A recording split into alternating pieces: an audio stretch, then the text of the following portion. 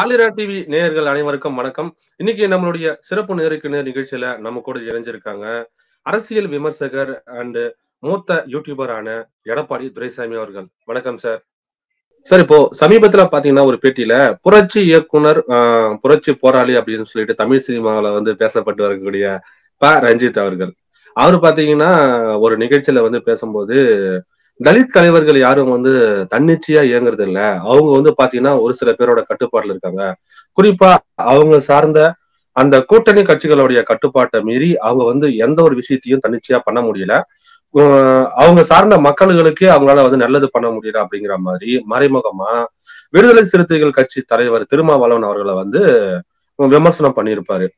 So இது தொடர்பா பாத்தீங்கன்னா ஆளூர் ஷானவாஸ், அந்த விடுதலை சிறுத்தைகள் கட்சியோடைய எம்எல்ஏ, அந்த தம்பி பாத்தீங்கன்னா சமீபத்துல ஒரு தொலைக்காட்சிக்கு ஒரு பேட்டி அளிச்சிருப்பாரு. அதுல பாத்தீங்கன்னா விடுதலை சிறுத்தைகள் கட்சி தனித்தன்மையோட தான் இயங்குது. மக்களுக்கான போராட்டங்களை நாங்க தான் முன்னிறுத்தி நிறைய போராட்டங்களை பண்றோம். மக்கள் நல இதுக்கு எல்லாத்துக்கும் நாங்க குரல் கொடுக்குறோம். மக்களுக்கு எதிரான திட்டங்களுக்கு குரல் கொடுக்குறோம். குறிப்பா எங்களுடைய கூட்டணி கட்சியான திமுகவை எதிர்த்து கூட நாங்க நிறைய விஷயங்கள் போராட்டத்தில் இறங்கியிருக்கோம் அப்படிங்கிற மாதிரி சொல்லியிருப்பாரு. ரஞ்சித் சொன்ன மாதிரி இங்க யாரும் யாருடைய கட்டுப்பாட்டிலையும் கிடையாது. ரஞ்சித்தே முழு சுதந்திரமா தானே படம் எடுத்துட்டு இருக்காரு அப்படிங்கிற மாதிரி பேசியிருப்பாரு. அவரு சொன்ன அந்த பேச்சிலோட உண்மை என்ன? உண்மையிலேயே விடுதலை சிறுத்தைகள் மக்கள் நல போராட்டங்களை முன்னின்று நடத்திட்டு இருக்காங்களா? அதாவது ரஞ்சித் சொன்னதுல பல விஷயங்கள் நமக்கு உடன்பாடானதான். ஏன்னா திருமாவளவன் மீது அவர் வைத்திருக்கின்ற குற்றச்சாட்டு உண்மை, அதுல ஒண்ணும் மாற்றமே கிடையாது. ரஞ்சித் ஒன்னும் பெரிய புரட்சிகர இயக்குனர் எல்லாம் கிடையாது, ஒரு புரட்டுகர இயக்குனர் தான் ரஞ்சித். அது விடுதலை பற்றி பேசினா அது புரட்சிகர இயக்குனர். கல்யாணத்துக்கு முன்னே மேட்ரை முடிக்கிறதெல்லாம் புரட்சிகர இயக்குனர். இவங்கெல்லாம் புரட்சிகர இயக்குனர்னா யாராவது நம்புவாங்களா? இந்த சமூகம் ஏத்துக்குமா? இந்த மக்கள் ஏத்துக்குவாங்களா? இந்த தமிழர்கள்லாம் ஏத்துக்குவாங்களா? புரட்சின்னா என்ன? புரட்சிக்கு புது விளக்கம் கொடுத்துட்டு இருக்காங்க இவங்கெல்லாம். அது ஒரு பக்கம். நாம ரஞ்சித்தை பத்தி தனியா பேசிக்குவோம். திருமாவளவனும் தேர்தலில் கொடுத்த வாக்குறுதி கல்வி கடனை தள்ளுபடி பண்ணும். இதை பத்தி எங்க வாய் திறந்திருக்காங்களா? இந்த ஆளூர் ஷானவாஸ் சட்டமன்றத்தில் அதை பத்தி பேசியிருக்காரா?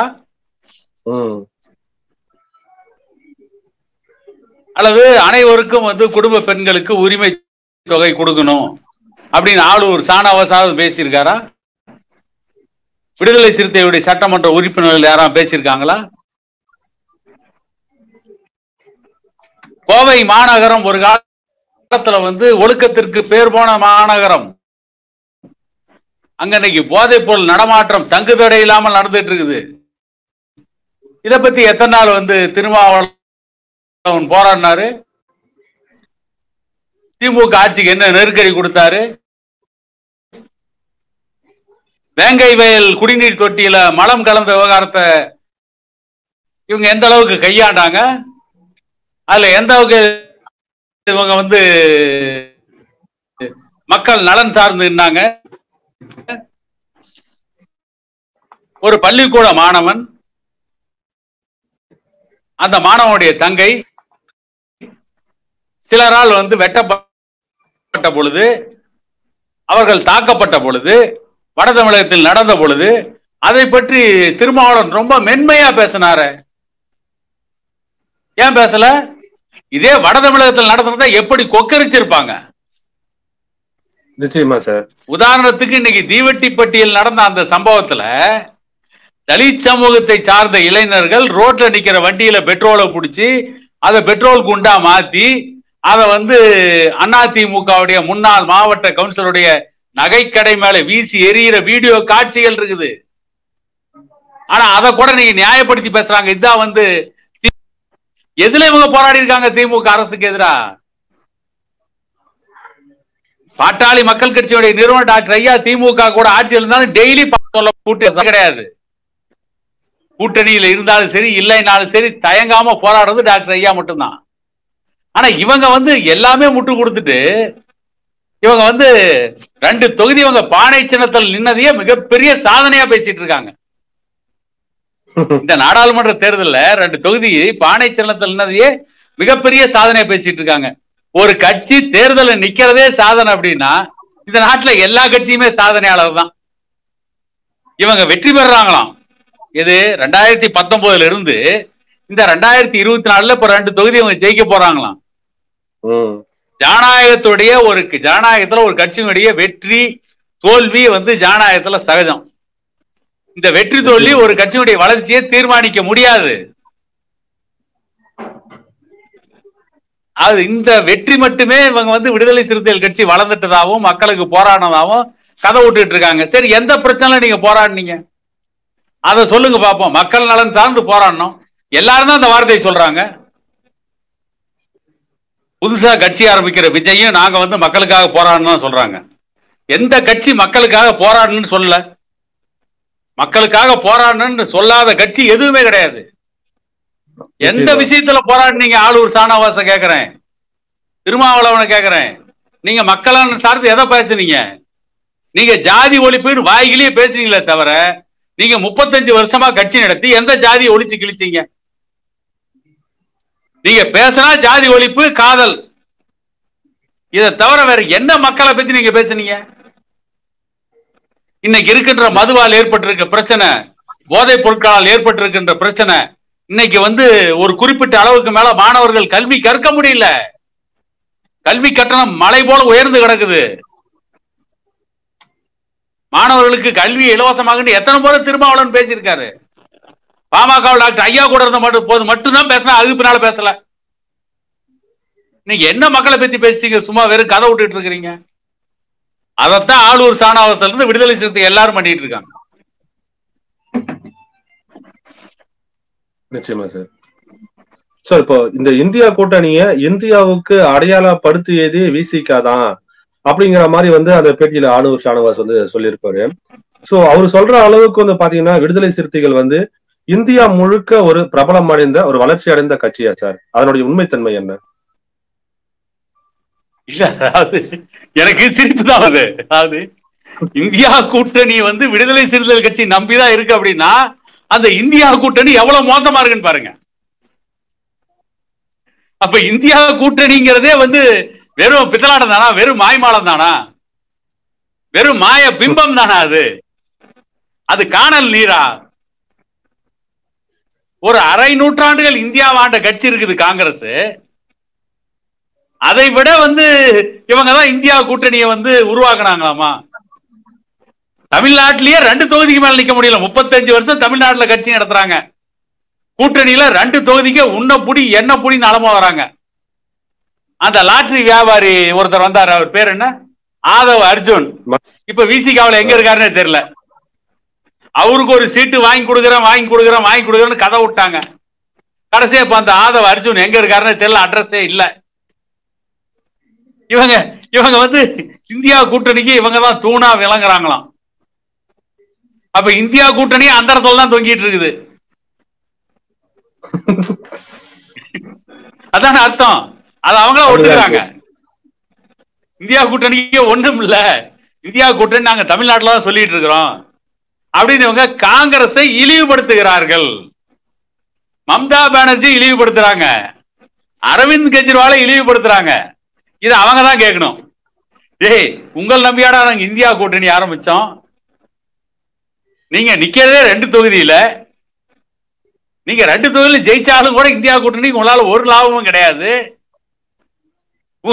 நீங்க தான் இந்தியா கூட்டணியை தாங்கி பிடிக்கிறீங்கன்னா இது எவ்வளவு பெரிய அயோக்கியத்தனம் இல்ல? ஆளூர் சானவாசும் திருமாவளவன் என்ன பிரின்ஸ் ஆஃப் வேல்ஸ்? இவங்கெல்லாம் பிரிட்டிஷ் மன்னர் பரம்பரை.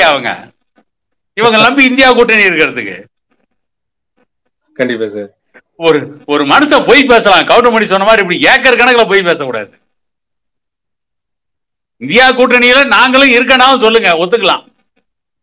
இந்தியா கூட்டணியே எங்கள் நம்பிதான் இருக்குது. ஏன்னா இந்தியா பூரா திருமாவளவன் தான் போய் ராகுல் காந்தி போல பிரச்சாரம் பண்ண மாதிரி பேசிட்டு இருக்காரு. கர்நாடகாவிலேயே போய் அந்த பெல்ட்டி அடிக்கிறீங்க, தமிழ்நாட்டில் காவிரி தண்ணீர் வேணுங்கிறீங்க, கர்நாடகாவில் போய் காவிரியில தண்ணீர் திறந்து விடாதங்கிறீங்க. இதுதான் உங்களுடைய தமிழ் பற்று, இதுதான் தமிழினத்தை காப்பாற்றுற லட்சணம். இதுல நீங்க பூர்வ தமிழ் குடி மக்கள் வேற, இந்த தமிழகத்தின் பூர்வ குடிகள் வேற. நீங்க போய் கர்நாடகாவுக்கு ஆதரவா பேசுறீங்க. அது வேற ஒண்ணும் இல்ல, சேர்ந்த இடம் அந்த மாதிரி. அது கருணாநிதி குடும்பத்துக்கு சொந்தமான டிவி, உதயான்னு நினைக்கிற பேர் கர்நாடகாவில் இருக்கு, சன் டிவி குரூப். தமிழ்நாட்டில இருந்து போன பால்ல புழு இருக்கு அப்படின்ட்டு எந்த டிவி விளம்பரம் பண்ணாங்க தெரியுமா? ஃபர்ஸ்ட் கர்நாடகாவோட கருணாநிதி குடும்பத்துக்கு சொந்தமான உதயா டிவி தான். கருணாநிதி குடும்பத்துக்கு சொந்தமான உதயா டிவி அந்த வேலையை பண்ணிச்சு. அதே வேலையை அவன் கூட சேர்ந்தாலும் திருமாவளவன் பண்ற. இதுல திமுக என்ன சொல்லுதோ அதை மட்டுமே செய்யற வேலையை அதை மட்டுமே செஞ்சுட்டு இவங்க திமுக எடுத்து போராடினாங்களாம். இந்த போராட லட்சணத்தை தெரியல. இது எவ்வளவு பெரிய அயோக்கியத்தனங்கிறது. இவங்க எல்லாம் படிக்கிறது ராமாயணம், இடிக்கிறது பெருமாள், அவ்வளவுதான். சரி, இப்போ 2012 தர்மபுரியில ஒரு கலவரம் நடந்தது. அந்த கலவரத்துக்கு முக்கிய காரணம், அந்த கலவரம் அந்த அளவுக்கு தமிழகம் முழுவதும் பேசும் பொருளான காரணம் பாமக தான். ஸோ அந்த இடத்துல பாத்தீங்கன்னா பாமக விடுதலை சிறுத்தைகள் கட்சியை எதிர்க்கிறதுக்காக பாமக மட்டும் இல்லாம குறிப்பிட்ட சில சாதிய அமைப்புகளை எல்லாம் ஒன்று திரட்டி விசிகாவுக்கு எதிராக பிரச்சாரம் பண்ணதா சொல்லியிருக்காரு. அதாவது இவங்க சட்டை போட்டுட்டு ஷூ போட்டுட்டு நாடக காதல பண்ணி நம்ம வீட்டு பொண்ணுங்க எல்லாம் ஏமாத்துறாங்க அப்படிங்கிற மாதிரி பாமக தரப்புல பிரச்சாரம் பண்ணதா சொல்லியிருக்காரு. அதை பத்தி உங்களுடைய கருத்து என்ன சார்? கோமணம் கட்டிட்டு போய் பொண்ணுங்களை ஏமாத்த முடியாதுல்ல. ஜீன்ஸ் பேண்ட் டிஷர்ட் போட்டு தான் ஏமாத்த முடியும். அதான சொன்னோம். என்ன கோமணம் கட்டி போய் ஏமாத்துங்க.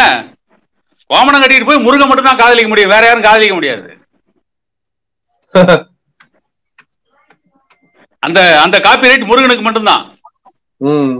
அதனாலதான் கேபி சுந்தரம்பாள் வெந்நீர் அணிந்தது என்ன, வேலை பிடித்தது என்ன, வேலை பிடித்ததுன்னு பாடிட்டே போயிட்டாங்க அந்த அம்மா. அதனால தருமபுரியில் நடந்தது நாடக காதல். நான் கேட்கிறேன், ஒரு காதல்னால ஒரு பெண்ணை பெற்ற தந்தை தற்கொலை பண்ணிக்கிறாருன்னா அது காதலா? அந்த காதல் இந்த நாட்டுக்கு தேவையா? கண்டிப்பா இந்த மக்களுக்கு தேவையா? அந்த பெண்ணு திவ்யா இளவரசனை காதலிச்சு கல்யாணம் பண்ணிட்டா, நாடக காதலுக்கு பலியாயிட்டா. ரோட்ல நடந்து போயிட்டு இருக்க அவங்க அப்பனை எதுக்கு கிண்டல் பண்ணும், எதுக்கு கேள்வி பண்ண? அந்த பெண்ணுடைய தந்தைய அவமானம் தாங்க முடியாத அவங்க அப்பா தற்கொலை பண்ணிட்டாரு. எவனும் பேசல, டாக்டர் ஐயாவை தவிர. திமுக பேசல, வீரமணி பேசல, சுபவீரபாண்டியன் பேசல, திருமாவளவன் பேசல. அந்த பொண்ணுக்கு நாடக காதலுக்கு அந்த பொண்ணை பலியாக்கிட்டீங்க. அவங்க அப்பனை நீங்க அவமானப்படுத்தலாமான்னு கேட்டிருக்கணும்ல. ஐயோ யோகி சிகாமணிகளா இருந்தா நிச்சயமா. அப்ப உங்களுடைய சித்தாந்தம் என்ன? எவன் செத்தா என்ன? அப்படி என்ன இந்த காதல நாட்டுல வாழணும்னு என்ன அவசியம்? அப்படி ஒரு காதல நாட்டுக்கு நாட்டு மக்களுக்கு தேவையா? கண்டிப்பா சார். அவருடைய தந்தை இறப்புக்கு பிறகுதான் அந்த பிரச்சனை விஸ்வரூபம் எடுத்தது. இளவரசன் திவ்யா நாடக காதல் அப்பெல்லாம் அந்த பிரச்சனை விஸ்வரூபம் எடுக்கல. அவங்க தந்தை தற்கொலை செய்து கொண்டதுக்கு பிறகுதான் எல்லாருமே திகைச்சு போய் நின்னாங்க. அதுக்கு பின்னாலதான் பிரச்சனை வந்தது. நான் கேட்கிறேன், அங்க அந்த நாய்க்கன் கொட்டாய் தருமபுரியில கிட்டத்தட்ட 300 குடிசைகளை வன்னியர்கள் தான் கொளுத்திட்டாங்க அப்படின்னு சொல்றாங்கல்ல. போன வன்னியர்கள்லாம் ஒரு வாரத்துக்காக வச்சுக்குவோம், அதை வீட்டை தீ வச்சு கொளுத்த போன வன்னியர்லாம் Aadhaar card, bank passbook, ration கார்டெல்லாம் எடுத்து அவங்க கையில கொடுத்துட்டு அப்புறம் போய் கொளுத்துவாங்களா? அப்ப கொளுத்தனது யாரு? பழைய மலையூர் மம்டியான் படத்துல கவுண்டமணி அடி வாங்கிட்டு சட்டையில சோத்தோட போவான். அதுக்கு முன்னதான் மலையூர் மம்டியான் சாப்பிட்டு கையை கூட கழுவாம கவுண்டமணி அடி நொறுக்கி இருப்பான். கவுண்டமணி போவான், என்னடா சட்டையெல்லாம் சோறு அப்படின்னு கேட்பான். கவுண்டமணி சொல்லுவான், ஏண்டா அடிக்கணும்னு நினைக்கிறவன் சாப்பிட்டு கை கழுவிட்டு வெத்தலவாக்கு போட்டு வந்தா அடிப்பான். அடிச்சான் துவைச்சான் சாப்பிட்ட கையோட அடிச்சுட்டா சோறு இருக்குது போடா அப்படிமா. வீட்டை கொளுத்துன்னு போனவன் ஆதார் கார்டு, பேங்க் பாஸ்புக் அடிச்சிருக்கணும். விசாரிச்சிருந்தா ஆளூர் ஷானவாஸ் குரூப் எல்லாம் வெளியே வந்திருக்கும். எங்க அப்பா குதிரைக்குள்ள தெரிஞ்சிருக்கும். நான் கேக்குறேன், ஐயா இந்த தலித் சமூகத்துக்கு எதிராக மத்த சமூகத்துல ஒண்ணு திரட்டினாரா? இவங்களா கனவுல வாழ்றாங்க. ஏதோ இவங்க அப்படியே மிகப்பெரிய ஒரு சக்தி மாதிரியும், ஏதோ பிரிட்டிஷ் சாம்ராஜ்யத்தை எதிர்க்கிறதுக்கு இந்தியாவை ஒன்று திரட்டின மகாத்மா காந்தி மாதிரி இவங்க நினைச்சுக்கிறாங்க. இவங்களுக்கு எதிரான எந்த இயக்கத்தையும் ஐயா உருவாக்கல. ஒவ்வொரு குடும்பத்திலையும் இருக்கிற பெண்களை பாதுகாக்கணுன்றதுக்காக மக்கள்கிட்ட விழிப்புணர்வு ஏற்படுத்த எல்லா சமூகத்தையும் கூட்டினாரே தவிர இவங்களை எதுக்கணும் அவசியம் கிடையாது. இவங்களை எதுக்கு அவங்க ஐயாவுடைய லட்சக்கணக்கான தொண்டர்கள் போது இவங்களை சந்திக்கிறதுக்கு இவங்கெல்லாம் ஒன்னும் அவ்வளவு பெரிய ஆளுங்கெல்லாம் கிடையாது. இதுக்கு போய் மத்த ஜாதி எல்லாம் திரட்டினாரு, இவங்களா சொல்லிக்கிறாங்க மத்த ஜாதியை திரட்டினாரு. இது எவ்வளவு பெரிய அயோக்கியத்தனம். ஒரு சமூகத்தின், ஒட்டுமொத்த தமிழ் சமூகத்தின் அந்த பிள்ளைகள், பெண் பிள்ளைகள் பாதிக்க கூடாது, அவங்க படிக்கணும், வாழ்க்கையில முன்னேறணும் அப்படிங்கிற விழிப்புணர்வு ஏற்படுத்துறதுக்காக பிற்படுத்தப்பட்ட, மிகவும் பிற்படுத்தப்பட்ட சமூகங்களை ஐயா ஒன்று திரட்டினாரே தவிர இவங்களுக்கு எதிரால எப்பயுமே ஐயா யாரையும் ஒன்று திரட்டல. இவங்களா சொல்லிக்கிறாங்க எங்களுக்கு எதிராக ஒன்று திரட்டினாரு, எங்களுக்கு எதிராக ஒன்று திரட்டினாங்கன்னு. அந்த கதையில இவங்களுக்கு இருக்குது. அதாவது மரத்துல போய் காக்கா உக்காருமா, உட்கார்ந்த உடனே அந்த ரொம்ப கணிஞ்சிருக்க பணம்பழம் கீழே விழுந்துருமா. காக்கா கொக்கரிக்குமா, ஆஹா நான் உட்கார்ந்த உடனே பணம்பழம் விழுந்துருச்சு, நான் எவ்வளவு வலிமையான ஆள்னு சொல்லுவான். அந்த மாதிரி இவங்க சொல்லிட்டு இருக்காங்க. அன்றைக்கு பெண் பிள்ளைகளை காப்பாற்ற வேண்டிய சூழ்நிலை இருந்தது. அதற்காக மற்றவங்களை ஐயா ஒன்று திரட்டினாரு. இவங்களா கற்பனை பண்ணிக்கிறது. இப்படிதான் அந்த கற்பனையிலேயே இவங்க முட்டாள்களின் சொர்க்கத்துல வாழ்ந்துட்டு இருக்காங்க, ஃபூல்ஸ் பாரடைஸ்ல வாழ்ந்துட்டு இருக்காங்க. சோ இப்ப அதே கட்சியில பாத்தீங்கன்னா சாதி வெறுப்பு அரசியல கடைபிடித்ததால் தான் விசிகா இன்னைக்கு வளர்ந்து இருக்கிறதாவும், சாதியை தூக்கி பிடிச்சு அரசியல் பண்ணதுனாலதான் இன்னைக்கு பாமக பாத்தீங்கன்னா தமிழ்நாட்டுல ஒரு பலம் இல்லாத கட்சியாகவும் மாறி இருக்கிறதா சொல்லியிருக்காரு. அதை பத்தி உங்களோட கருத்து சார்? ஜாதி வெறுப்பு அரசியல விசிகா தூக்கி பிடிச்சிருக்காரு. யாரு இல்லைன்னு சொன்னா? பல ஜாதியின் மேல வெறுப்பை உருவாக்குனதே விசிகா தான். தாழ்த்தப்பட்ட சமூகத்து இளைஞர்கள்ட்ட போய் வன்னியர் சமூகத்தின் மேல மிகப்பெரிய வெறுப்பையும் காழ்ப்புணர்ச்சி உருவாக்குனது விசிகா தான். அத ஆளூர் ஷானவாஸ் ஒத்துக்கிட்டு இருந்திருக்காரு. நான் கேட்கிறேன், இப்ப தருமபுரி, சேலம் மாவட்டம் தீவெட்டிப்பட்டியில பிரச்சனை, இவங்க பண்ணது நியாயம்னு விசிகாவை தவிர வேற எந்த ஜாதியாவது சொல்றாங்களா?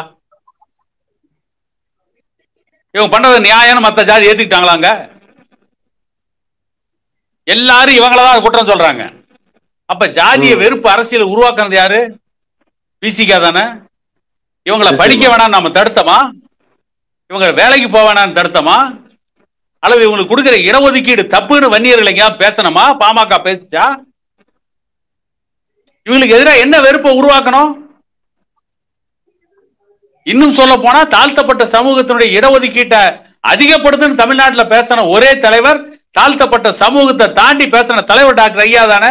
திருமாவளவன் அதை பேசலையே. நிச்சயமா சார்.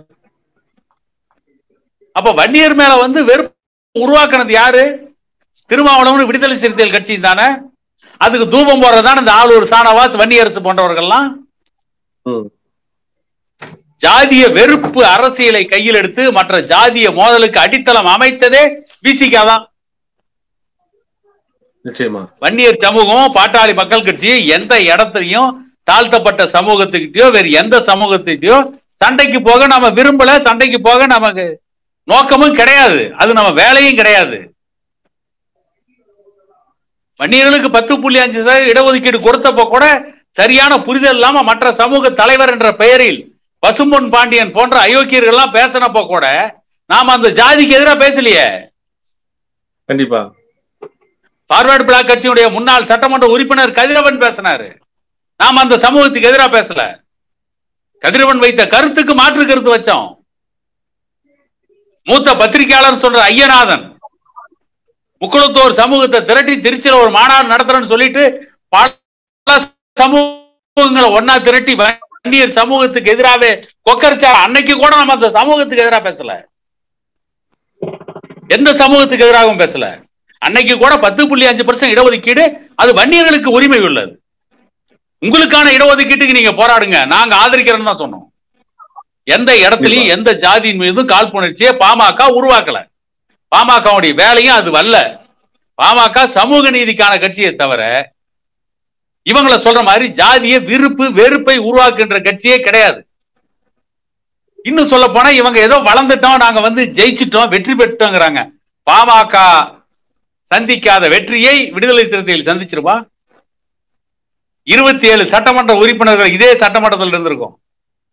யாருடைய தயவும் இல்லாமல் 4 சட்டமன்ற உறுப்பினர்களை 1996 சட்டமன்ற தேர்தலிலே வெற்றி பெற்றது பாட்டாளி மக்கள் கட்சி. விடுதலை சிறுத்தைகள் தனித்து போட்டியிட்டு ஒரு தொகுதியில் கூட வெற்றி பெற முடியுமா? ஷானவாஸ் பேசுவாரா? திருமாவளவன் தனித்து போட்டியிடுவாரா? இவர் சொல்றாரு, நாங்க ஆரம்பத்திலேயே தனித்து தான் போட்டியிட்டோம். ஆளூர் ஷானவாஸ் சொல்றாரு, தனித்து போட்டியிட்டு ஒரு சட்டமன்ற உறுப்பினர் ஜெயிச்சிங்களா? ராஜீவ்காந்தி அலை, இது யாரு? ராஜீவ்காந்தி கொல்லப்பட்ட பொழுது ஸ்ரீபெரும்புதூர் ராஜீவ்காந்தி அலை வீசிய அந்த தேர்தலில் கூட, அனுதாபலை வீசிய தேர்தலில் கூட பண்டூட்டி தொகுதியில பாட்டாளி மக்கள் கட்சி ஜெயிக்குது, வெற்றி பெற்றது யானை சின்னத்துல. பண்டூட்டி சட்டமன்ற உறுப்பினர் தேர்ந்தெடுக்கப்பட்ட பண்டூட்டி ராமச்சந்திரன் யானையில் தான் சட்டமன்றத்துக்கு போனாரு. அன்னைக்கு என்ன ஆச்சு? திமுகவுல துறைமுகத்தில் கருணாநிதி மட்டும்தான் ஜெயிக்கிறாரு. திமுக படுதோல்வி. கருணாநிதி போய் கடலாடியில காளிமுத்து போட்டிடுறாரு திமுகவுல. கருணாநிதி சென்னை துறைமுக தொகுதியில போட்டிடுறாரு. கருணாநிதி போய் கடலாடியில பேசுறாரு, தம்பி காளிமுத்து வா, நீ கடலாடி வா, நான் துறைமுகத்துல காத்திருக்கிறேன். காளிமுத்து கடல்லையே மூழ்கி போயிட்டாரு. கருணாநிதி தான் தப்பி தவறி கரை சேர்ந்தாரு. அன்றைக்கே பாட்டாளி மக்கள் தனித்து போட்டி ஒரு தொகுதியில வெற்றி பெற்றோம். அதுக்கு அடுத்து தனித்து போட்டியிட்டு 4 தொகுதிகளில் வெற்றி பெற்றோம். 2016 தனித்து போட்டியிட்டு பாட்டாளி மக்கள் கட்சி தன்னுடைய செல்வாக்கை நிரூபிச்சிருக்கோம். இன்னைக்கு 2024 தேர்தலில் 10 நாடாளுமன்ற தொகுதியில போட்டிடுறோம். விடுதலை சிறுத்தைகள் வன்னியர் சமூகத்தை விட அதிகமான மக்கள் தொகை இருக்குன்னு அவங்க சொல்லிக்கிறாங்க. அது சரியா தவறான ஜாதிவாரி மக்கள் தொகை கணக்கெடுப்பு எடுத்தாதான் தெரியும். அதை நிரூபிப்பதற்காக ஜாதிவாரி கணக்கெடுப்பு நடத்துன்னு பேசுறதுக்கு இவங்களுக்கு துப்பு இல்ல. திருமாவளவனுக்கோ ஆளூர் ஷானவாஸுக்கோ விடுதலை சிறுத்தைகள் கட்சிக்கோ தைரியம் இருக்கா? மக்களுக்காக போராடின நீங்க சமூக நீதியை காப்பாற்ற, அம்பேத்கருடைய சமூக நீதி கொள்கையை காப்பாற்றுவதற்கு ஜாதிவாரி கணக்கெடுப்பு நடத்துன்னு எந்த இடத்துலயாவது திமுக அரசுக்கு நெருக்கடி கொடுத்திருக்காங்களா, பேசி இருக்கார்களா, போராடி இருக்கிறார்களா? நிச்சயமா. அப்ப என்ன நீங்க போய் மக்களுக்கு போராடினீங்க? அம்பேத்கருடைய கொள்கைக்கே உங்களால போராட முடியல. நீங்க என்ன அம்பேத்கரியவாதிகள்? நீங்க எல்லாம் கோட்சேவுடைய சிஷியன்னு சொல்லிங்க, சரியா இருக்கும். அம்பேத்கரியவாதிகள் நீங்க சொல்லாதீங்க. இலங்கையில தமிழனை கொண்டு குவிச்ச ராஜபக்சே கூட போய் கை குலுக்குனீங்களே, அதை விடவா ஒரு மோசமான அரசியல் நடவடிக்கையை பார்க்க முடியும்? இவங்க சொல்றாங்க மக்களுக்காக போராடணும். எந்த மக்களுக்கு போராடினீங்க? கர்நாடகாவில் போய் தண்ணி திறந்து விடான்னு சொல்றதுதான் தமிழ்நாட்டு மக்களுக்காக போராடின லட்சணமா? 10 நாடாளுமன்ற தொகுதியில போட்டி விடுற வெற்றி தோல்வி அது அடுத்தது. ஒரு வெற்றி தோல்வி பாட்டாளி மக்கள் கட்சியுடைய எதிர்காலத்தை தீர்மானிக்க முடியாது. தொடர்ந்து 17 முறை தோற்றார் அப்ரஹாம் லிங்கன். அதுக்கு பின்னால்தான் அமெரிக்க அதிபரானார். எடுத்த உடனே பராக் ஒபாமா மாதிரி எல்லாரும் வெற்றி பெற்று விட முடியாது. இவங்க என்னமோ வெற்றி பெற்றுட்டாங்களா, 2019 ஜெயிச்சிட்டாங்களா, இவங்க பெரிய கட்சியா? அப்படின்னா தொடர்ந்து ஜெயிக்கிற பாரதிய ஜனதா கட்சி பெரிய கட்சின்னு அவங்க ஒத்துக்குவாங்களா? 2 முறை மத்தியில் ஆட்சியில் இருந்துட்டாங்க. ஒரு வெற்றி ஒரு கட்சி பெரிய கட்சியை சிறிய கட்சியாவது தீர்மானிக்க முடியாது. அந்த கட்சியுடைய கொள்கைகள் அந்த கட்சியை தீர்மானிக்கும். இவங்க எல்லாம் ஏதோ பித்தலாட்டம் பண்ணுறதுக்காகவே ஊடகத்துல பேசிட்டு இருக்கிறவங்க தான் இந்த ஆளூர் ஷானவாஸ் போன்றவங்க எல்லாம். இன்னொன்னு சொல்றாரு, விடுதலை சிறுத்தைகள் கட்சி அனைத்து ஜாதிக்குமான கட்சி. நான் முஸ்லீம்லாம் விடுதலை சிறுத்தைகள் கட்சியில இருக்கிறேன்ல அப்படின்னு ஆளூர் ஷானவாஸ் சொல்றாரு. பாமகவில் எவ்வளவு முஸ்லீம் இருக்கான்னு தெரியுமா?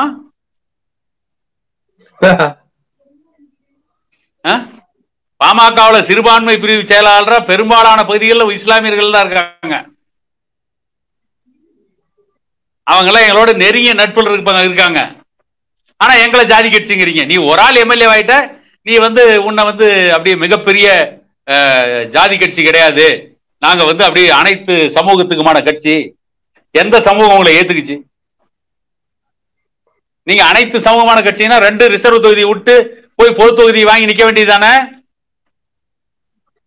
ஏன் சிதம்பரத்திலேயே அங்கேயும் மட்டும் போட்டிடுறீங்க? ஏன் அது தென் தமிழ்நாட்டில் போய் ரிசர்வ் தொகுதியில போட்டிடலாமே? தென் தமிழ்நாட்டுக்கு போக முடியலையே உங்களால? அங்க போய் நிக்க முடியல. ஆனா பாமக திண்டுக்கல்ல போட்டிடுறோம்ல. சும்மா இந்த திராவிட கட்சிகளுடைய கைக்கூலியாக செயல்படுவதற்காக இவங்க வந்து ஏதோ பாமகவை இவங்களுக்கு பெரிய எதிரி மாதிரி காட்டிட்டு திமுக அண்ணா திமுக எதிராக வளர்ந்து வருகின்ற ஒரு இயக்கம் பாட்டாளி மக்கள் கட்சிங்கிறத மக்கள் மத்தியில மறக்கடிக்க செய்யணுங்கிறதா பேசிட்டு இருக்கிற அயோக்கியத்தனமான கூற்றுக்கள் தான் எல்லாமே. சோ இப்போ தமிழக அரசியல் களத்துல பாத்தீங்கன்னா பாட்டாளி மக்கள் கட்சி வந்து தனித்து விடப்பட்டு இருக்காவும், பாட்டாளி மக்கள் கட்சி கூட வந்து கூட்டணி வைக்கிறதுக்கே வந்து அரசியல் கட்சிகள் முன் வரல அப்படிங்கிற மாதிரி வந்து சொல்லியிருக்காரு. அந்த கூற்றோட உண்மைத்தன்மை என்ன சார்? பாட்டாளி மக்கள் கட்சி எங்க கடந்த தேர்தல் தனியா நின்றுச்சு? அதிமுக வந்து கடைசி வரைக்கும் முயற்சி பண்ணி பாமக தானே இடம் கொடுக்கல.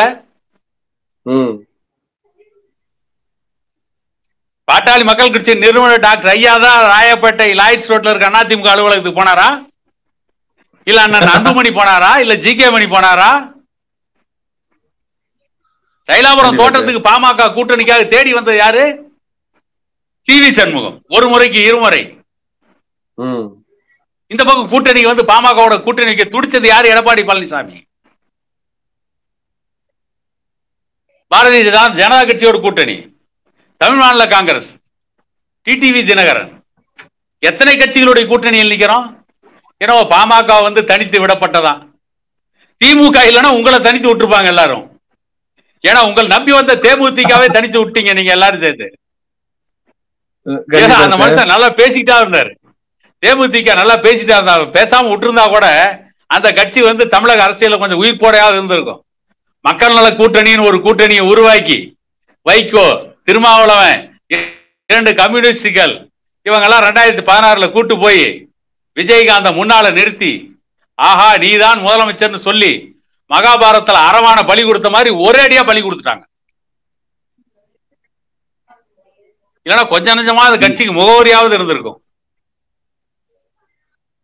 தேமுதிகன்ற ஒரு கட்சியுடைய முகவரியே அழிச்சது இவங்க. இவங்க பாமகவை பத்தி பேசுறாங்க. என்ன பாமக தனித்து விடப்பட்டது? நான் சொல்றேன், பாமக டாக்டர் ஐயா சொல்லிட்டார், ஏற்கனவே பலமுறை சொல்லிட்டார், பாமக தனித்து போட்டியிட தயார். எல்லா கட்சியும் தனித்து நிற்பீங்களா?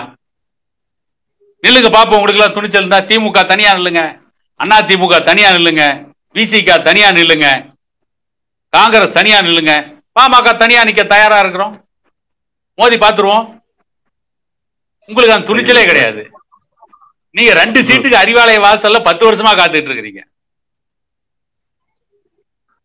2019 போய் கடந்து 2 சீட் வாங்க. திரும்ப 2024 போய் அந்தர் பல்ட்டி அடிக்கிறீங்க. குரங்கு பல்ட்டி அடிக்கும் பாருங்க. சிலர் வந்து வாழைப்பழம் கொடுக்குறோம் அப்படின்னா ஒரு சில குரங்கு அந்தர் பல்ட்டி அடிக்கும், 2-3 பல்ட்டி அடிக்கும். அந்த குரங்கை விட மோசமா பல்ட்டி அடிச்சிங்க போய் அறிவாலயத்தில். நீங்க அந்த 2 சீட்டுக்காக அடுத்து சட்டமன்ற தேர்தலில் எத்தனை குட்டிகர் நடிக்கிறீங்கன்னு தெரியல. இவங்க பாமக தனித்து விடப்பட்டதான். தனித்து போட்டியிடுகின்ற துணிச்சல் பாமகவுக்கு இருப்பதை போல விசிகாவுக்கோ திமுகவுக்கோ தைரியம் இருக்கா? கண்டிப்பா. இவங்க சொல்றாங்க பாமக தனித்து விடப்பட்டது. திமுக தனியா விட்டுறக்கூடாதுன்னு அலறி போய் துடிச்சிட்டு இருக்கிறாங்க அவங்க.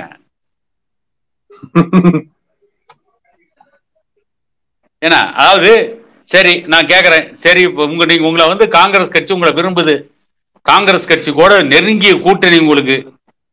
காங்கிரஸ் கட்சி ஈழ தமிழினத்துக்கு செய்த துரோகத்தை மறந்துட்டு நீங்க காங்கிரஸ் கட்சியோட கூட்டணி வச்சீங்களே, அதை விட பாமக தனித்து விடப்பட்ட ஒண்ணு கேவலம் கிடையாது.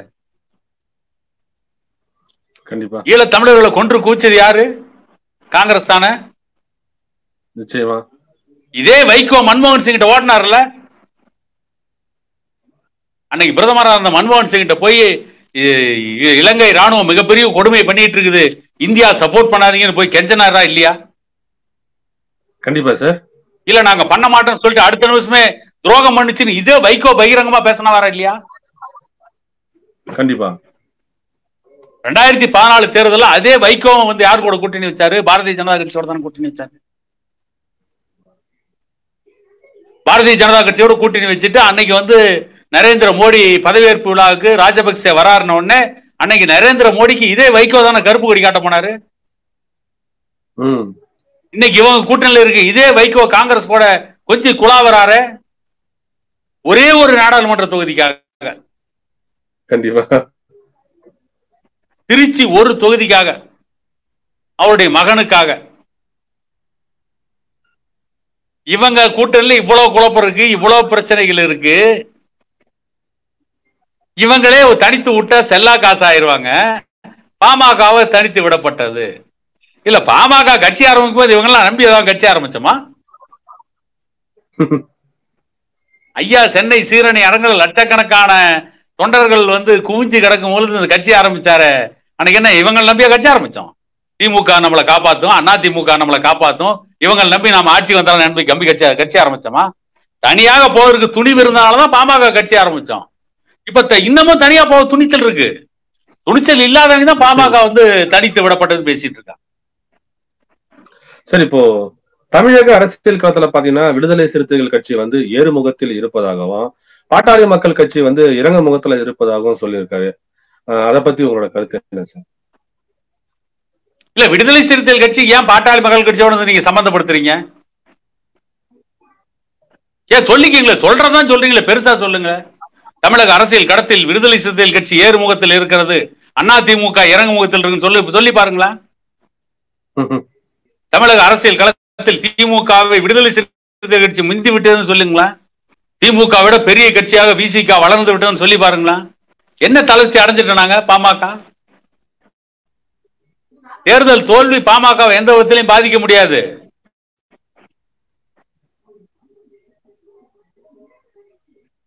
ரெண்டாயிரத்தி 19 நாடாளுமன்ற தேர்தல் தோல்வி, 2016 சட்டமன்ற தேர்தலில் தோல்வி, அதற்கு பிறகு நடந்த உள்ளாட்சி தேர்தலில் தோல்வி, 2019 பின்னால் நடந்த உள்ளாட்சி தேர்தலில் தோல்வி. ஆனா 2021 உட்கார்ந்த இடத்துல தைலாபுரம் தோட்டத்தில் உட்கார்ந்துகிட்டு 6 கட்ட போராட்டத்தை சமூக கட்சியாக நடத்த முடியுமா? என்ன நாங்க தளர்ச்சி அடைஞ்சிட்டோம்? இன்னைக்கு ஐயா சொல்லிட்டோம், தமிழ்நாடே ஸ்தம்பிக்க வைப்போம். அது இன்னைக்கே ஒருவேளை டெல்லி முதல்வர் அரவிந்த் கெஜ்ரிவாலை கைது செய்ததை போல ஸ்டாலினை கைது செஞ்சா எத்தனை திமுக வீதிக்கு வந்து போராடிடுவோம்? விசிக தலைவர் திருமாவளவனை கைது செய்தா எத்தனை பேர் வந்து போராடிடுவான்? எத்தனை பஸ் டிரைவர் ஹெல்மெட் போட்டு பஸ் ஓட்டிடுவான்? ஆனா ஐயாவை வந்து அரக்கோண பிரச்சனை ஐயா மீது குற்றம் சாட்டி ஐயாவை ஜெயலலிதா கைது பண்ண உடனே தமிழ்நாடே ஸ்தம்பிக்கலையா? நாங்க வந்து அன்னைக்கு ஒன்றும் பெரிய வந்து எம்எல்ஏ எம்பி எல்லாம் அதிகமா வச்சிருக்கல. தமிழ்நாடு ஸ்தம்பிச்சது. ஈரோடு மாவட்டம் பவானியில் பஸ் டிரைவர்லாம் ஹெல்மெட் போட்டு பஸ் ஓட்டினா. உலக வரலாறுலயே ஐயாவை அரெஸ்ட் பண்ண பின்னால்தான் டிரைவர் ஹெல்மெட் போட்டு பஸ் ஓட்டினான். அண்ணா திமுக ஒரு போராட்டம் நடத்த சொல்லுங்க பாப்போம். விசிக மக்களுக்காக ஒரு போராட்டம் நடத்த சொல்லுங்க பாப்போம். வெறும் வாய்ச்சவடால் மட்டும் தான் அடிச்சிட்டு இருக்க முடியும். வஜ்ரா வாங்கின பட்ட பாட்டை பாக்கலையா நெய்வேலியில? அதுக்கு என்ன பயந்து போய் நாங்க இருந்தோம்? கண்டிப்பா சார். என்னைக்கு கலங்கி இருக்கும் போராட்டத்துக்கு? ஒரு கட்சி அரசியல் அதிகார மையத்தில் இருந்தாலும் சரி, இல்லை என்றாலும் சரி, மக்களை திரட்டி போராட்டம்னா எந்த கட்சி வீதிக்கு வந்து நின்று சளைக்காம இறுதி வரை போராடுறாங்களோ அவங்க மட்டும்தான் மிகச்சிறந்த அரசியல் கட்சி. ஒரே ஒரு வரலாற்று சம்பவத்தை மட்டும் சொல்லிடுறேன். பாபருக்கு எதிராக வந்து மெதினி ராய், ராணா சங்கா எல்லாம் தோத்த பின்னால பாபருக்கு எதிராக மெதினி ராய் வந்து போர் முரசு கொட்டுறான். மெதினி ராய்க்கு எதிராக பாபர் படையெடுத்துட்டாரு. மெதினி ராயுடைய படை மிகப்பெரிய தோல்வியை சந்திச்சுட்டு இருக்கு. தோல்வியை சந்திக்கிற பொழுது திடீர்னு பார்த்தா ராஜபுத்திர வீரர்கள் ஒருத்தர் கூட கிடையாது, எல்லாம் கோட்டைக்குள்ள போயிட்டாங்க. கோட்டை கதவுகளை மூடிட்டாங்க. ஒரு நிமிஷம் திகைச்சு போய் நிக்கிறாங்க பாபர், அவங்க தளபதி எல்லாம். கொஞ்ச நேரம் கழிச்சு பார்த்தா வந்து அந்த மெதினிராயுடைய கோட்டைக்குள்ள இருந்து ராஜபுத்திர வீரர்கள்லாம் நிர்வாண கோணத்துல அம்மனமா வெளியே வராங்க. கையில வேலும் வாளும் மட்டும்தான் இருக்கு. பெரும் கூச்சலோட கூட்டம் வெளியே வருது.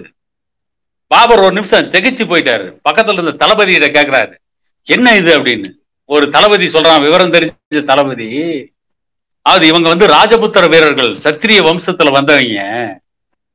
இவங்களுக்கு தோல்வி நிச்சயம்னு தெரிஞ்சிருச்சுன்னா இவங்களுடைய குடும்பத்தில் இருக்க தாய், தந்தை, மகள், மனைவி, பிள்ளை எல்லாத்தையும் வந்து பால் பாய்ச்சி அவங்கள வந்து கொன்னுட்டு இவங்களும் வந்து வீர சொர்க்கத்துக்கும் வீர மரணத்துக்கும் தயாராயிருவாங்க. இவங்க வந்து எல்லாத்தையும் இழந்துட்டாங்க, ஆடை கூட இழந்துட்டாங்க. ஆனாலும் மானத்தையும் போர்க்குணத்தையும் மட்டும் கடைசி வரைக்கும் இழக்க மாட்டாங்க ராஜபுத்திரர்கள். இனிமே இந்த கோட்டைக்குள்ள நாம நுழையணும்னா இந்த ராஜபுத்திர வீரர்களுடைய பிணத்து மேலதான் நம்ம அந்த கோட்டைக்குள் நுழைய முடியும். அந்த அளவுக்கு இவங்க போர் இனிமே ரொம்ப உக்கிரமா இருக்குன்னு சொன்னாங்களாம். அப்பதான் பாபர் சொன்னானா, வீரம்னா இதுவல்லவா வீரம், இப்படிப்பட்ட வீரர்களை சந்திப்பதற்கு தான் அல்லாஹ் என்னை வந்து இந்தியாவுக்கு அனுப்பிச்சாரோ அப்படின்னு திகச்சாராம் பாபர். அந்த மாதிரி போர்னா இறுதி வரை மானமிழக்காமல் போராடுகின்ற ஒரு கட்சி பாமக மட்டும்தான். இவங்கெல்லாம் அடுத்தவன் அமனமாக்கி விட்டு போயிடுவாங்க. ஆனா நாம் தான் நிர்வாண கோலத்தில் இருந்தாலும் மற்றவர்களுக்கு ஆடை கிடைக்க வேண்டும் போராடுறது பாமக தான். இவங்க பாமகவை மக்கள் மன்றத்திலிருந்து திசை திருப்பணும், பாமகவுக்கு எதிராக அவதூறு கருத்துக்களை பேசணுங்கிறதுக்காகவே பேசிக் கொண்டிருப்பவர்கள் இந்த ஆளூர் ஷானவாஸ் போன்றவர்கள்லாம். நிச்சயமா சார், நிச்சயமா சார். சார், இப்போ இன்னைக்கு வந்து முழுக்க முழுக்க சாதி கட்சி அப்படின்னு சொல்லிட்டு சமூக விரோதிகளால பேசப்படக்கூடிய பாட்டாளி மக்கள் கட்சி பாத்தீங்கன்னா வன்னியர்களுக்கு ஆதரவா செஞ்சதை விட ஒடுக்கப்பட்ட மற்றும் தலித் சமுதாய மக்களுடைய முன்னேற்றத்துக்காக தான் அதிகமான திட்டங்களையும் அதிகமான விஷயங்களையும் வந்து செஞ்சிருக்காங்க. அப்படி இருக்கும்பொழுது பாட்டாளி மக்கள் கட்சியையும் மருத்துவர் ஐயா அவர்களையும் விடுதலை சிறுத்தைகள் மற்றும் இதர பிற்படுத்தப்பட்ட ஒரு சில கட்சிகள் வந்து பாத்தீங்கன்னா தொடர்ந்து சாதிய கட்சி, சாதி வெறியர்கள் அப்படின்னு சொல்லிட்டு முத்திர குற்றத்துல கொடுத்துருக்காங்க. இவங்களுடைய உள்நோக்கம் தான் என்ன சார் இதுல இருந்து? அது இவங்க உள்நோக்கம் என்னன்னு கேட்டா திராவிட கட்சிகளுக்கு சொம்பு தூக்குறதா, வேற என்ன? இல்ல, திராவிட கட்சிகளை தாண்டி நீங்க தான் ஆட்சி அதிகாரத்துக்கு வாங்கல, நாமளா வேணாங்கிறோம். ஏன் திராவிட கட்சிகளுக்கு சொம்பு தூக்கிட்டு இருக்கிறீங்க? நீங்க விடுதலை சிறுத்தை கட்சி, நாங்கள் இந்த மண்ணின் பூர்வகுடிகள், நாங்கள் ஒடுக்கப்பட்ட, நாங்க ஏன் அந்த நாட்டை ஆளக்கூடாது, திமுக அண்ணா திமுக தான் ஆளுவான்னு கேளுங்களேன். ஏன் அவங்களுக்கு சொம்பு தூக்கிட்டு இருக்கிறீங்க? ஏன் அறிவாலயத்தினுடைய வாசல்லே காவல் காத்துக்கிட்டு இருக்கிறீங்க? அதை விட்டுட்டு நான் வந்து இந்த தமிழ்நாட்டில் ஆட்சி அதிகாரத்துக்கு வரணும், மது பழக்கத்தை ஒழிக்கணும், இந்த நாட்டில் மது ஒழிக்கணும், அனைவருக்கு கல்வி கிடைக்கணும், போதைப் பொருளை ஒழிக்கணும் அப்படின்னு போராடுற பாமகவுக்கு எதிராக ஏன் வந்து நிக்கிறீங்க? நீங்க ஒதுங்க இடையில எதுக்கு வந்து நீங்க நந்தியா நிக்கிறீங்க? நாங்களா திராவிட கட்சிகளான்னு பாத்தறோம் ஒரு கை. வாழ்வா சாவா. கண்டிப்பா சார். நீங்க எது குறுக்க வந்து அவனுக்கு முட்டு கொடுத்துட்டு இருக்கிறீங்க? அவங்களுக்கு முட்டு கொடுக்க முடியாது. நீங்க வந்து நில்லுங்களா பாப்போம். தமிழ்நாட்டில் ஆட்சி மாற்ற வேணும், நாங்க ஆளுநர் சொல்லுங்களேன். ஏன் மாயாவதி சொல்லியா? உத்தரப்பிரதேச ஆட்சிக்கு வரலையா? நிச்சயமா. அதை விட்டு திராவிட கட்சிகளுக்கு சொம்பு தூக்குறதா வந்து ஏன் வந்து பாமக ஜாதி கட்சி? சரி, நாங்க ஜாதி கட்சியாக இருந்துட்டு போறோம், என்ன என்ன அதுல தப்புன்னு கேக்குறேன். நாங்க ஜாதி கட்சி என்ன தப்பு பண்ணிட்டோம்? இந்த ஜாதி கட்சி தானே வந்து அண்ணன் அன்புமணி ராமதாஸ் சுகாதாரத்துறை அமைச்சராக இருக்கும்போது தாழ்த்தப்பட்ட சமூகத்திற்கு மருத்துவ உயர்கல்வியில இடஒதுக்கீடு பெற்று தந்தோம். அதுக்கு முன்னேறிய ஜாதியிலிருந்து எவ்வளவு எதிர்ப்பு. அந்த இடஒதுக்கீடு பெற்றுக் கொடுத்தது தானே வந்து மத்திய அமைச்சராக இருந்த பூட்டா சிங் வந்து சென்னையில பேசினாரு. அம்பேத்கருக்கு பிறகு தாழ்த்தப்பட்ட சமூகத்திற்கு அதிகம் நன்மை செய்தது அன்புமணி ராமதாசன் பேசி போனாரு. அந்த கூட்டத்தில் திருமாவளவன் தானே உட்கார்ந்து இருந்தாரு. கண்டிப்பா திருமாவளவன் இன்னைக்கு எல்லா தலைவர்களும் இருந்தாங்க இல்லைங்களா? அது முஸ்லீம் சமூகத்துக்கு இடஒதுக்கீடு பெற்று தந்தது பாமக தானே? கண்டிப்பா சார். கிறிஸ்துவர்களுக்கு இடஒதுக்கீடு பெற்றுக் கொடுத்தது பாமக. அவங்க வேணான்னு திருப்பி கொடுத்துட்டாங்க. இந்த ஜாதி கட்சி தானே மத்த ஜாதிக்கு இடஒதுக்கீடு வாங்கி கொடுத்துச்சு. நீங்க ஜாதி இல்லைன்னு சொல்ற கட்சி எத்தனை கட்சி வாங்கி கொடுத்தீங்க சொல்லுங்க? ஜாதி இல்லைன்னு சொல்ற திருமாவளவன் வேற எந்தெந்த ஜாதிக்கு இடஒதுக்கீடு வாங்கி கொடுத்தீங்க? நாங்க தான் ஜாதி இல்லைன்னு சொல்லிட்டோமே. ஜாதி இல்லைன்னு சொன்ன பெரியார் தானே இடஒதுக்கீட்டுக்கு போராடினாரு. ஜாதி இல்லைன்னு சொன்ன பெரியார் தான் கம்யூனிஸ்டுக்கு எதிராக மக்களை திரட்டி போராடி இந்திய அரசியலமைப்பு சட்டத்தை முதல்ல திருத்தி வச்சாரு. இந்திய அரசியலமைப்பு சட்டத்தை திருத்தி தானே இடஒதுக்கீட்டுக்கு அங்கீகாரம் கொடுத்தாங்க. கண்டிப்பா சார். அப்ப பெரியார் ஏன் பேசுறீங்க? அதை ஏன் பேசல? ஏன் மத்த ஜாதிகளை இடஒதுக்கீடு வாங்கி கொடுக்கல? ஏன் சமூக நீதியை காப்பாற்ற ஜாதிவாரி கணக்கெடுப்பு நடத்துன்னு பேசல? ஜாதிவாரி கணக்கெடுப்பு நடத்துன்னு முதல்ல பேசினதே பெரியார் தானே. பெரியார் ஏன் பேசுறீங்க? ஏன் அதை பத்தி பேசாம இருக்கிறீங்க? இதெல்லாம் அயோக்கியத்தனமா தெரியல? இதெல்லாம் மொள்ள மாதிரித்தனமா தெரியல? இதெல்லாம் முடிச்ச வைக்கத்தனமா தெரியல?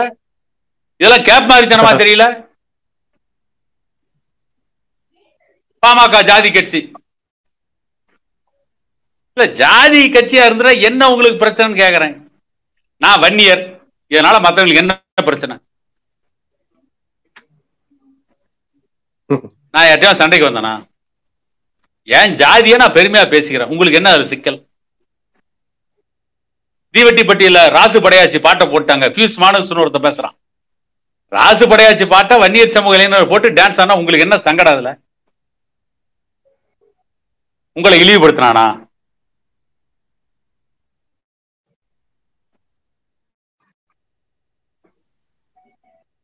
அதையும் அந்த பாட்டை நாம எழுதல, வன்னியர் யாரும் எழுதல. கருணாநிதியாலேயே பிரியாணி சாப்பிடும் பிராமணன் வர்ணிக்கப்பட்ட வாலி தான் எழுதினார். வன்னியர் எழுதினாங்க. கண்டிப்பா சார். அதுவே உங்களுக்கு பொறுக்க முடியலையே. வாலி எழுதினார்னா வரலாறு, உண்மையான வரலாறு எழுதிட்டு போனார், அவ்வளவுதான். அதை கேட்டா உங்களுக்கு எல்லாம் ஏன் எரியுது? நீங்க உன் ஜாதி பெருமையா பேசி யார் ஒண்ணு வேணாம் நாங்க வேணாம்னு சொன்னோமா? அவன் தடுத்தமா? இல்ல, அது வேற விஷயம். அதாவது கொடுக்கப்பட்டோம், நாங்க ஏமாற்றப்பட்டோம், ரைட்டு, ஓகே சொல்லிக்க. இப்ப யார் உன்னை ஒடுக்கி வச்சிருக்கா? யாரு பொண்ணை ஏமாத்திட்டு இருக்கிறா? இப்ப உன்னை ஏமாத்திட்டு இருக்கிறது ஆளுகின்ற திமுக அரசு தான். கண்டிப்பா. தாழ்த்தப்பட்ட சமூக இளைஞர்களுக்கு தவறான வழியை காட்டுறது ஆளுகின்ற திமுக அரசு தான். தாழ்த்தப்பட்ட சமூகத்திற்கு மட்டுமல்ல, வன்னியர் சமூக இளைஞர்களுக்கும் இன்றைக்கு போதைப் பொருட்களை தங்குதடை இல்லாமல் நடமாட விட்டிருக்கிறதே திமுக அரசு தான். இந்த ரெண்டு சமூகத்து இளைஞர்களும் திமுக அரசுக்கு எதிராக தான் போராடணும். அதான் உண்மையா, அதான் நியாயமும் கூட. இன்னொரு 10 வருஷம் இந்த திமுக மட்டும் ஆட்சி தமிழ்நாட்டில் இருந்துச்சுன்னா 95% கஞ்சா போதையில் தான் இருப்பாங்க. இப்ப நாங்க வேலை செய்யற கம்பெனி எல்லாம் ஒரு காலத்துல வட இந்தியாவில இருந்து நிறைய தொழிலாளர்கள் வருவாங்க. போனாங்கன்னா 1 மாசம் வருஷத்துக்கு ஒரு டைம் 1 மாசம் லீவ் போட்டு போவாங்க, திரும்ப வந்துருவாங்க. இப்ப போறவங்க முக்காவாசி பேர் திரும்பி வர மாட்டேங்கிறான். ஏன்டான்னு போன் பண்ணி கேட்டா என்னங்கிறான், சார் எங்க வீட்டுல விட மாட்டேங்கிறாங்க. ஏன்டா விட மாட்டேங்கிறாங்கன்னா, நீங்க தமிழ்நாட்டுக்கு போய் தண்ணி அடிச்சு பழகிறீங்க, போவாராங்கிறாங்க. எவ்வளவு ஒரு கேடுகட்ட அரசு. அவனே வயிற்றுப்பாட்டுக்கு வழி தேடி பொழப்பில்லாம வரான், அவனே குடிகாரனாக்கி அனுப்புறீங்களே. தமிழ் இந்தியாவை விட்டு அந்நிய தேசம் பங்களாதேஷுக்கு போறான், அங்க குடிக்கிறதுல குடிக்காம வந்துடுறான். இந்தியாவில இருந்து பாகிஸ்தானுக்கு போறான், அங்க குடிக்கிறதுல குடிக்காம வந்துடுறான். இந்தியாவில் ஒரு மாநிலம் தமிழ்நாட்டுக்கு குடிகாரன் ஆவறானே. இதை விட ஒரு கேடுகட்ட மாநிலம், ஒரு கேடுகட்ட அரசு தமிழ்நாட்டில் உண்டா? ஒடுக்கப்பட்ட மக்களுக்காக பேசுறவன், ஜாதி இல்லைன்னு சொல்றவன்லாம் அதுக்கு எதிராக பேசணும்.